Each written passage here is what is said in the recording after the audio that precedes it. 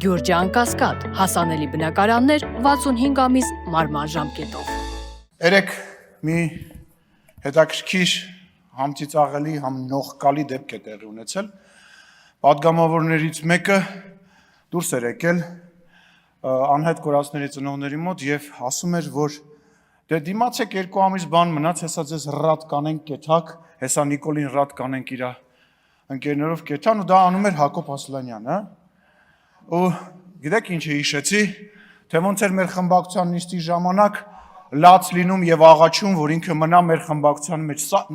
առաջարկություններ էր անում, ասում էր սառեցնենք, ես բեղ պահեմ ձևանենք, որ դուք ինչ չեք ճանաչում։ Եվ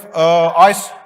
գիտեք, տենց մենք էլի տենց դեպքեր ունեցել ենք մեր քաղաքական պատմության մեջ եւ վստահ եմ էլի կունենանք տենց դեպքեր, որ մարդիկ, ովքեր Նիկոլ Փաշինյանի sense շող կտենում են, իրանց թվում է այդ իրանք են։ Տենց աստղայինը տանում է, քաղաքական մտածում են իրանք sense լուրջ քաղաքական ապագա ունեն։ Կոնկրետ իրապարակայում իրանք քաղաքական Պանիկովսկին են